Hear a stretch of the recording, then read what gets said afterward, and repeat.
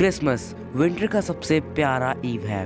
Christmas हर किसी को पसंद है, बट बच्चों के लिए ये एक अलग लेवल का ईव है। पर कहते हैं ना, लाइफ इज़ अनप्रिडिक्टेबल। क्या पता ये ब्यूटीफुल सा ईव किसी के लिए बहुत ज़्यादा डरावना हो जाए। So presenting you a horror story, Christmas evil. ये कहानी है गुड़गांव में रहने वाले 3 फ्रेंड्स की, जो फ्रेंड्स एक दूसरे की जान बनकर रहते थे। ईशा, तरुण एंड करण। ये तीनों एक दूसरे से 8th स्टैंडर्ड में मिले थे। इन तीनों की दोस्ती को 5 साल हो गए। तीनों अपना फ्यूचर बनाने के लिए 12th स्टैंडर्ड के बाद से अलग अलग हो गए। ईशा और करण दोनों ही 19 साल के थे, बट तरुण उन दोनों से 1 साल छोटा था। क्रिसमस ईव पे इन तीनों को अपने कॉलेज से 15 डेज़ का विंटर वेकेशन मिला था। ईशा और तरुण दोनों ही अपने हॉस्टल से अपने अपने घर आ गए थे, बट कुछ काम की वजह से करण क्रिसमस की एक रात पहले आने वाला था। इन तीनों ने एक क्रिसमस पार्टी करने का सोचा। 23 दिसंबर की रात को 9 बजे तरुण का ईशा और करण के पास वीडियो कॉल आया। ये तीनों वीडियो कॉल पे पार्टी की प्लानिंग करने लगे। 1 घंटा बात करने के बाद इन तीनों ने फ़ोन कट किया और सोने चले गए, बट करण पूरी रात सोया नहीं। वो इन तीनों की 5 साल की जर्नी को अपने माइंड में रिकैप करता रहा। करण को हमेशा से लेफ्ट आउट फील होता था। उसे ऐसा लगता था कि ईशा और तरुण के लिए वो कुछ नहीं, बिकॉज तरुण और करण के एक छोटे से आर्ग्यूमेंट में तरुण ने करण से ये बोला कि तू ईशा और मेरे लिए कुछ नहीं, that all was just faking out. उस बात से करण आज भी बहुत बुरा फील करता था।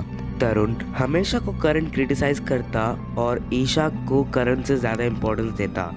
नोट, किसी की वैल्यू करना बुरा नहीं, बट फ्रेंडशिप में आपको हर एक को इक्वली ट्रीट करना चाहिए। इन 5 सालों में तरुण ने करण को कितना हर्ट किया वो तो सिर्फ करण जानता है। ये सब बातें सोचते सोचते करण सो गया। फाइनली क्रिसमस भी आ गया। ईशा और तरुण दोनों ही करण का वेट कर रहे थे फॉर क्रिसमस ईव पार्टी। तरुण तो बस ईशा के लिए करण का वेट कर रहा था।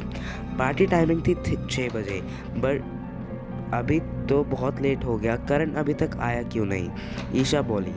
तरुण बोला वो कहीं मर रहा होगा, हम अंदर चल के एंजॉय करते हैं। ईशा को थोड़ा बुरा लगा जब तरुण ने ऐसा बोला। ईशा ने करण को फ़ोन लगाया, बट फ़ोन उसके भाई लविश ने उठाया। ईशा ने भारी आवाज़ में पूछा, कहाँ है तू करण? बट रिप्लाई लविश ने दिया। उसने बहुत धीमी आवाज़ में कहा कि करण से बात नहीं हो सकती। इतना कहते ही लविश ने फ़ोन कट कर दिया। तभी ईशा को लगा कि उसके पीछे कोई खड़ा है। वो पीछे मुड़ी तो वहाँ पे करण खड़ा था। उसने करण को हक कर लिया।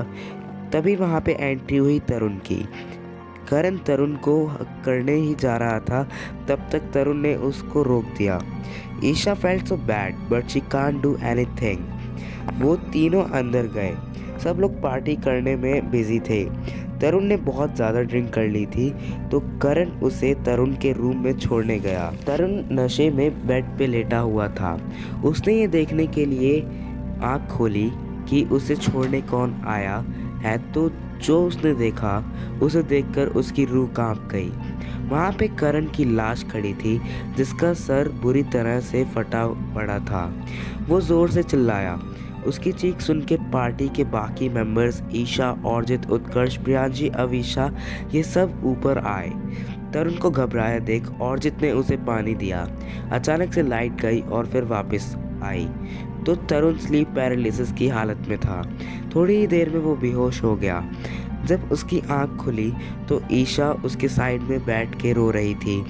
ईशा ने तरुण को बताया कि 23 दिसंबर की रात को करण ने बिल्डिंग से नीचे कूद के जान दे दी, और उसके हॉस्टल के रूम से एक पेपर मिला जिसमें लिखा था, thanks for the pen you gave me. मैं तेरी और ईशा की लाइफ से बहुत दूर हूँ, एंजॉय। उस दिन के बाद से तरुण ने कभी क्रिसमस सेलिब्रेट नहीं किया। गाइस, आप क्या करोगे अगर आपके बेस्ट फ्रेंड आपको हर्ट करे? तो हमें कमेंट सेक्शन में बताना मत भूलना।